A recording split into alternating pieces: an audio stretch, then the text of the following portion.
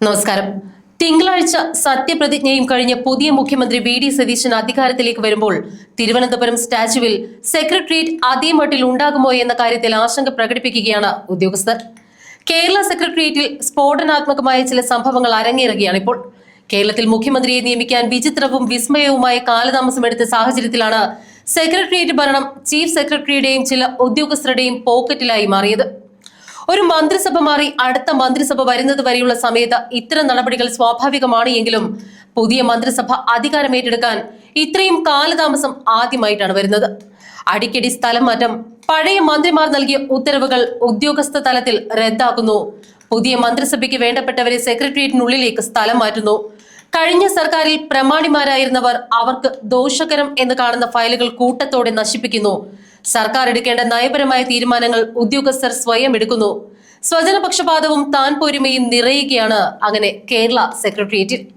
കേൾക്കുമ്പോൾ നമുക്ക് നിസ്സാരമെന്ന് തോന്നാമെങ്കിലും സംസ്ഥാനത്ത് ഗവർണർ ഭരണം നടക്കുന്ന മട്ടിലാണ് ഇപ്പോൾ ഉദ്യോഗസ്ഥർ ഭരിക്കുന്നത്. ഭരണത്തലവനായ ഗവർണറാകട്ടെ ഇതൊന്നും അറിഞ്ഞ മട്ടുമില്ല.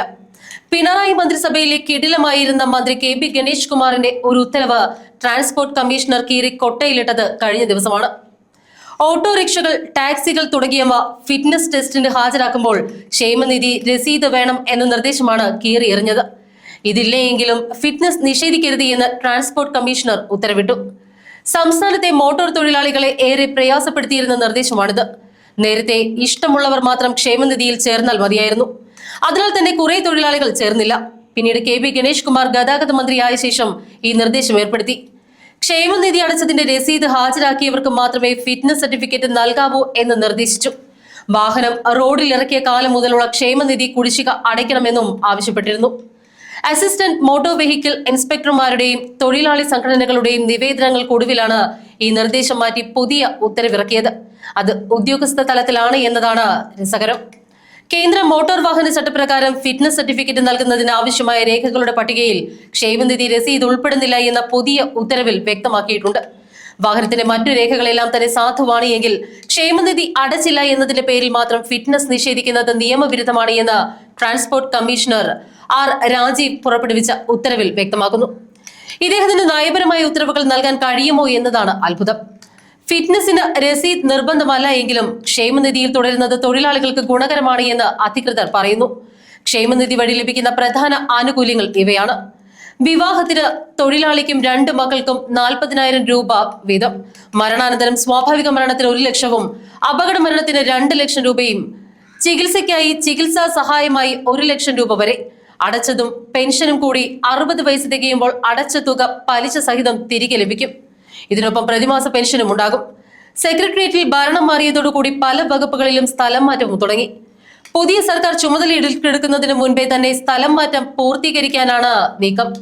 സെക്രട്ടേറിയറ്റിലും ഡയറക്ടറേറ്റ് ഉൾപ്പെടെയുള്ള ഓഫീസുകളിലുമാണ് സ്ഥലം മാറ്റ ഉത്തരവുകൾ. ഭരണാനുകൂല സംഘടനകളുടെ നിർദ്ദേശപ്രകാരമാണ് സ്ഥലം മാറ്റമെന്നാണ് ആരോപണം.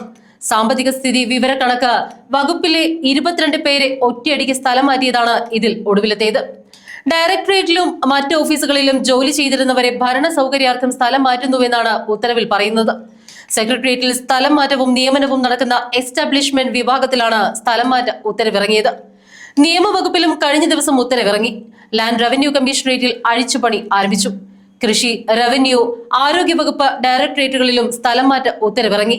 മുഖ്യമന്ത്രിയും മന്ത്രിമാരും സത്യപ്രതിജ്ഞ ചെയ്ത് അധികാരം ഏറ്റെടുത്ത ശേഷമായിരിക്കും IAS തലപ്പത്തെ അഴിച്ചുപണി.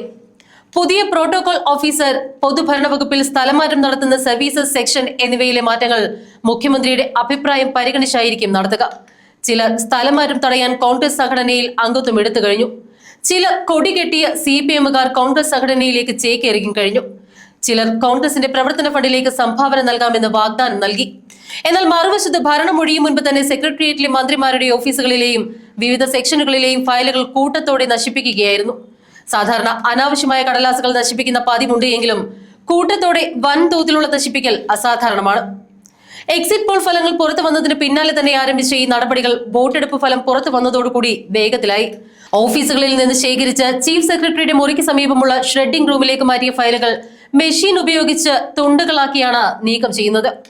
മന്ത്രിമാരും പേഴ്സണൽ സ്റ്റാഫും നടത്തിയ കത്തിടപാടുകൾ വിശദാംശങ്ങൾ പുറത്താകാതിരിക്കാൻ ഈ ഓഫീസ് സംവിധാനം ഒഴിവാക്കി നടത്തിയ കടലാസ് ഫയൽ നീക്കങ്ങൾ കുറിപ്പുകൾ, അനുബന്ധ രേഖകൾ, ഒഴിവാക്കിയ കടലാസുകൾ തുടങ്ങിയവയാണ് നശിപ്പിക്കുന്നത്.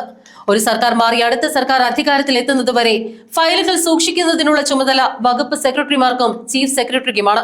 എന്നാൽ വളരെ പ്രധാനപ്പെട്ട ഫയലുകളിൽ ഒരു പങ്ക് വോട്ടെടുപ്പിന് പിന്നാലെ തന്നെ മുഖ്യമന്ത്രിയുടെയും മന്ത്രിമാരുടെയും പേഴ്സണൽ സ്റ്റാഫ് അംഗങ്ങൾ സെക്രട്ടേറിയറ്റിൽ നിന്നും നീക്കി.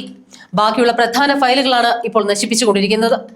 ഈ ഓഫീസ് കാര്യക്ഷമമായ ശേഷം സെക്രട്ടേറിയറ്റിൽ കടലാസ് ഫയലുകൾ വളരെ കുറച്ചു മാത്രമേ ഉള്ളൂവെന്നും അവ നശിപ്പിക്കുന്നുവെങ്കിൽ സ്ഥലത്തില്ലാത്തതിനാൽ അക്കാര്യം അറിഞ്ഞിട്ടില്ല എന്നുമാണ് പൊതുഭരണ സെക്രട്ടറി കെ ബിജു പ്രതികരിച്ചത്.